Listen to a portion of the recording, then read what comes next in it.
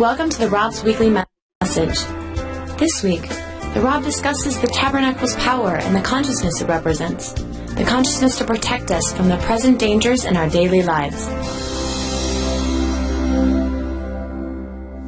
There was a second time, says Scripture, when monies were raised for the cost of construction. Why was there a necessity the second time? Why not the funds that were there from the first time? It says the Zohar something very strange, but yet so powerfully truthful.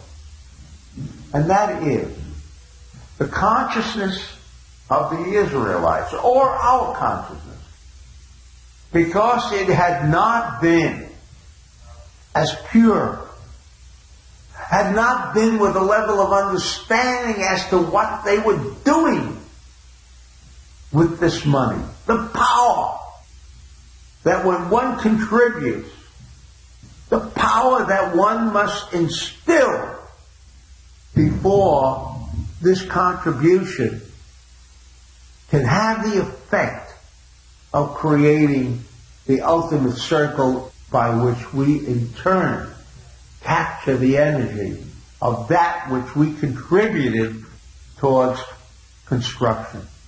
It was that consciousness, not feeling that this world is dominated, as it appears to be, on and by physical dominion, but rather by the thought, the consciousness that goes into whatever has been created.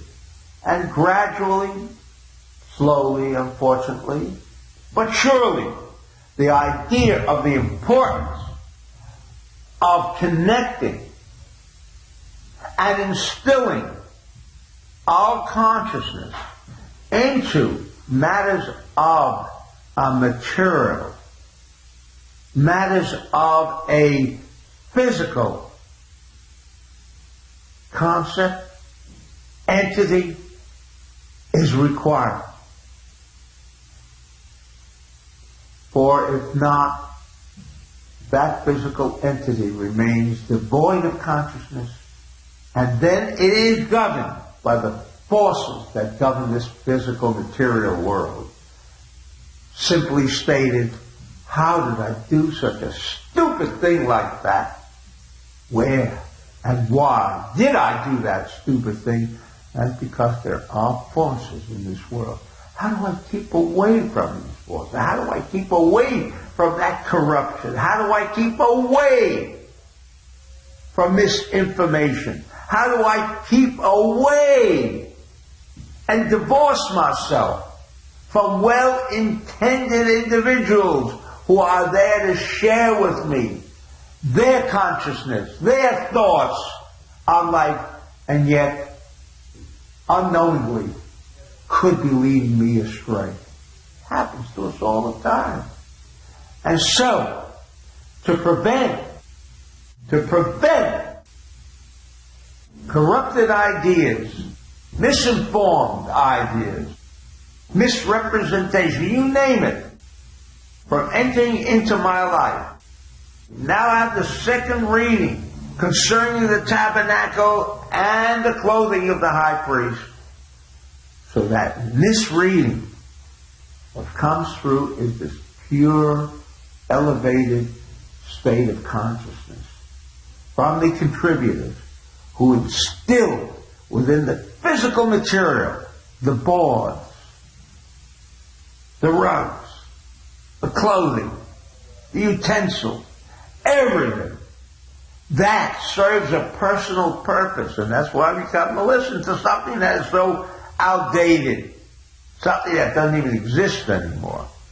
But because this instrument is a living instrument, it is a channel by which the life force of God can reach me. And I need an instrument that is totally uncorrupted, that when the life force of God is being channeled for my protection against many of the many of the dilemmas that unfortunately has enveloped and engulfed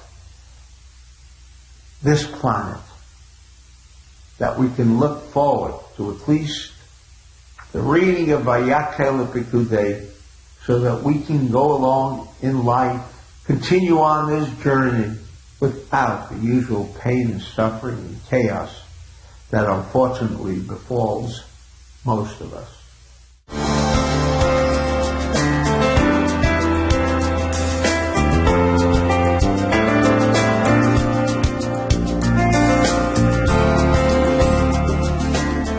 For more on protecting yourself in dangerous times, read The Rav's Power of You,